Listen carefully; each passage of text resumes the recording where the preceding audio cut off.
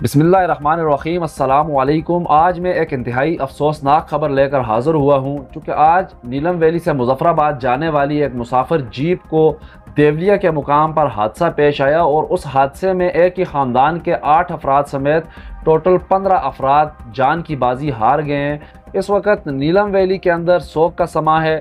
बिलखसूस जिस गाँव से उन लोगों का तहल्लुक़ था, लवात बाला, उस गाँव के अंदर सफ़े मातम बिछी हुई है।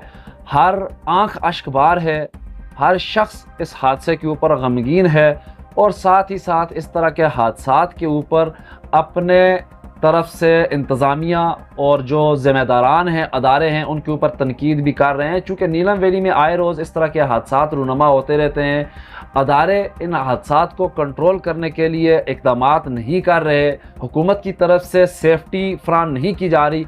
इस चीज़ के ऊपर भी मैं बात करूँगा, मगर उससे कबल जो आज इस हादसे में लोग शहीद हुए हैं उनकी मैं आपके साथ तफसील ज़रा शेयर करता चलूँ, चूँकि साथ में कोशिश करूँगा जिन लोगों की प्रोफाइल पिक्चर्स मेरे पास मौजूद हैं, जो लोग शहीद हो चुके हैं, उनकी तस्वीर भी मैं आपके साथ शेयर करूँ। उसके अलावा इस हादसे में जो टोटल लोग शहीद हुए हैं, 15 अफराद शहीद हुए हैं, उनकी डिटेल भी थोड़ी सी आपके साथ शेयर कर दूँ।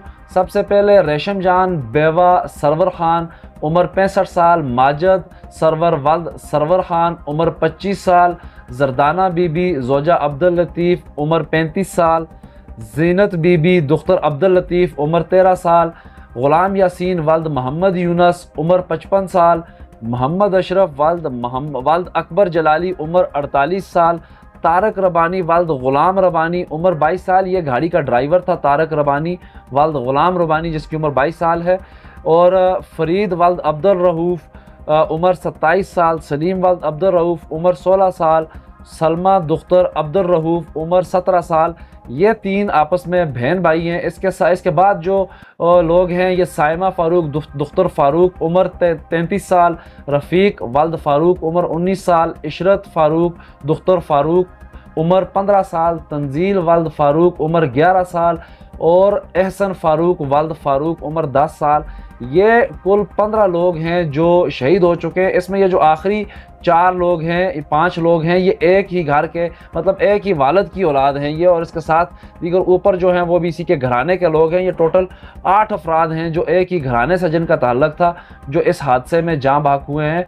इस हादसे की जो वजूहात बताई जा रही हैं, वो एक तो गाड़ी के ऊपर ओवरलोडिंग और साथ ही फिटनेस ना होना, अल्ट्रेशन हुई गाड़ी बताई जा रही है। उसके साथ साथ जो रोड के ऊपर सेफ्टी के इंतज़ामात नहीं किए जा रहे, उसकी वजह से इस तरह के हादसात में इतनी कीमती जानें ज़ाया होती हैं। इससे कबल भी गुज़श्ता माह नीलम वैली में एक स्याहों की गाड़ी को हादसा पेश आया था, जिसमें दर्जन भर स्याह जो थे वो जान की बाजी हार गए थे। मगर यहाँ पर जो इंतज़ामिया, महकमा शहरात और वजारत ट्रांसपोर्ट है, उसके ऊपर सवालात उठाए जाने मुनासिब हैं और इनके ऊपर सवालात उठाए जाने भी चाहिए। जो महकमे बनाए गए हैं, जो वजारतें बनाई गई हैं, जो अदारे बनाए गए हैं, उन अदारों का काम यही है कि अगर किसी जगह पे इस तरह का एक हादसा रूनुमा होता है तो उस हादसे को मद्देनज़र रखते हुए दीगर हादसात की रोकथाम के लिए इक़दामात किए जाएँ।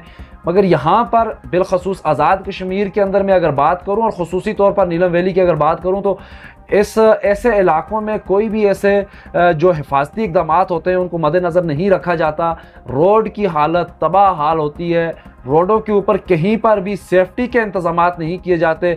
अभी ये मैं स्क्रीन पर वीडियो चला रहा हूँ, आप देखें जिस जगह पर यह हादसा रूनुमा हुआ है वहाँ पर सिंगल वन कहीं पर भी ना ग्रिल है, ना पैरापेट्स है, ना कोई हिफाजती दीवार है, और जो रोड के अगली साइड है वो सीधा दरिया है। खुदा न ख्वास्ता अगर कोई हादसा होता है, किसी गाड़ी के अंदर कोई जो है फिटनेस की वजह से कोई अगर आ जाती है, ख़राबी पेश आ जाती है, तो उसकी वजह से गाड़ी को हादसा अगर होता है तो सेफ्टी के अगर इंतज़ामात किए गए हों तो वो गाड़ी ज़्यादा इंसानी जानें जो हैं वो ज़ाया होने से बचाई जा सकती हैं। मगर यहाँ पर अलमिया यह है कि कहीं पर भी हिफाजती इक़दामात नहीं किए जाते। किसी भी तरह का कोई भी अदारा जो है वो अपने काम नहीं कर रहा। गाड़ियों की अगर फिटनेस की बात की जाए, नीलम वैली की रोड के ऊपर इस वक्त जो तमाम की तमाम पब्लिक ट्रांसपोर्ट चल रही है, उसमें ख्वाह कोस्टर्स हों, हाईएस हो या दीगर जीपें हों, कोई भी गाड़ी फिटनेस सर्टिफिकेट हासिल करने के एल नहीं है। 95% जो गाड़ियाँ इस वक्त चलाई जा रही हैं वो इंसानी जानों से खेलने की, इंसानी जानों से खिलवाड़ करने की कोशिश की जा रही है और मसलसल इंसानी जानों से खिलवाड़ किया जा रहा है। इस चीज़ के ऊपर मजाल है कि किसी को लब कुशाई करने की या कोई इक़दामात करने की अल्लाह पाक ज़हमत देता हो या किसी को यह तौफीक हो कि वो इस तरह की जो गाड़ियाँ हैं जिनकी फ़िटनेस नहीं है, जो ओवरलोडिंग करती हैं, जो ओवरलोडिंग करके चलाई जाती हैं और मसलसल इंसानी जानों को मौत के मुंह में लेकर चल रही होती हैं, उन गाड़ियों का कोई सदेबाब किया जाए, उनके ऊपर कोई पाबंदी लगाई जाए, यहाँ पर मयारी ट्रांसपोर्ट फ्राहम की जाए। ये तमाम चीज़ें नज़रअंदाज की जाती हैं। जो फिटनेस सर्टिफिकेट जारी करने वाले महकमे हैं, मैं उनसे सवाल करता हूं कि आप किस तरह से गाड़ियों को बग़ैर उनकी फ़िटनेस के सर्टिफिकेट जारी करते हैं, जिसकी वजह से इस तरह के हादसा रूनमा होते हैं और आए रोज़ नीलम वैली में इंसानी जानें ज़ाया होती हैं। नीलम वैली को आप छोड़ें, पूरे आज़ाद कश्मीर में इंसानी जानें जो ज़ाया होती हैं, उसके ज़िम्मेदार महकमा जो ट्रांसपोर्ट अथॉरिटीज़ हैं वो हैं, उसके अलावा जो वजारत ट्रांसपोर्ट है वो है। और इन लोगों के ऊपर इनके मुकदमात दर्ज होने चाहिए, इनको इंसाफ के कटहरे में लाया जाना चाहिए। जो अपनी ट्रांसपोर्ट के निज़ाम को बेहतर बनाने के बजाय गफलत बरतते हैं और सिर्फ महकमों के अंदर बैठकर अपनी अयाशियाँ और शाखर्चियाँ करते हैं। आप नीलम वैली को छोड़ें, आप पूरे आज़ाद कश्मीर को ले लें। पूरे आज़ाद कश्मीर के अंदर इस वक्त जो सड़कें हैं वो इंतहाई ख़तरनाक और दुश्वार गुजार हैं, पहाड़ी इलाके हैं। यहाँ पर चलने वाली ट्रांसपोर्ट को इंतहाई आला दर्जे की फ़िटनेस रखनी चाहिए। उसके साथ जो अदारे हैं, जो महकमे हैं, जो महकमा शरात है, उसको चाहिए कि यहाँ पर इन इलाकों में, ऐसे इलाकों में जहाँ पर सड़कें ख़तरनाक हैं और किसी भी हादसे की सूरत में ज़्यादा इंसानी जानें ज़ाया हो सकती हैं, वहाँ पर रोड्स के ऊपर सेफ्टी के इंतज़ामात किए जाएं। मगर इनको अल्लाह पाक ने अक्ल दी है, शऊर दिया है, मगर इस तरफ तवज्जो नहीं देते। मैं तमाम जो ज़िम्मेदारान हैं उनसे गुजारिश करूँगा कि आज ये जो हादसा पेश आया है, इस हादसे को खुदारा मिसाल बनाएं, इस हादसे को एग्जाम्पल बनाएं, अपने लिए इबरत बनाएं और इस हादसे को मिसाल बनाते हुए आप दीगर इससे बाद इस तरह के हादसा की रोकथाम के लिए सबसे पहले तो आप गाड़ियों की फ़िटनेस सर्टिफिकेट देखें, गाड़ियों की फ़िटनेस देखें, उनको फ़िटनेस जिस गाड़ी की है उसको चलने की इजाज़त हो रूट के ऊपर, जिस गाड़ी की फ़िटनेस नहीं है वो ना चले, अल्ट्रेशन की हुई कोई गाड़ी सड़क के ऊपर ना चले।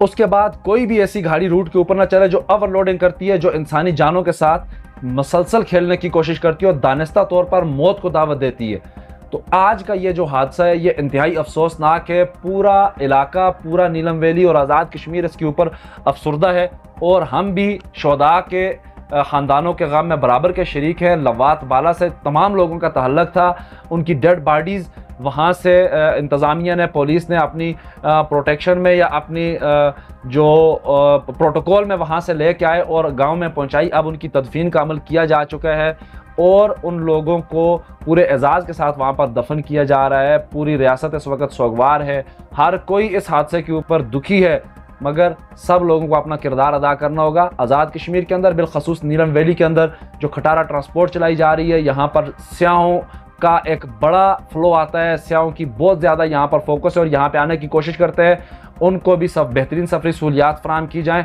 और साथ ही साथ आप जो नीलम वैली के लोग हैं उनको भी बेहतरीन और अच्छी मयारी सफरी सहूलियात फराहम करने के साथ हिफाजत उनकी यकीनी बनाएं ताकि आइंदा से कोई भी ऐसा हादसा रूनमा ना हो और इंसानी जानों का तहफ़्फ़ुज़ यकीनी बनाया जा सके। रोड्स के ऊपर हिफाजती दीवारें जहाँ जहाँ रिक्वायर्ड है वहाँ पर लगाई जानी चाहिए। रोड्स के ऊपर जहाँ जहाँ टूट फूटे स्लाइड्स हैं उन जगहों को बेहतर बनाया जाना चाहिए और इसके लिए आपको नीलम वैली के शहरियों को, आज़ाद कश्मीर के शहरियों को आवाज़ उठानी होगी। और जो नीलम वैली में आने के लिए, सियाहत के सिलसिले में आने के लिए शौक़ रखते हैं, जो लोग आना चाहते हैं या आते हैं, बार बार आते हैं, उन्हें नीलम वैली से प्यार है, वो लोग भी इस मामले में आवाज़ उठाएं और नीलम वैली की सड़कों का जो बुरा हाल है उसको बेहतर बनाने के लिए अपना किरदार अदा करें। आज की इस वीडियो में फ़िलहाल मुझे दीजिए इजाज़त। अल्लाह निगहबान।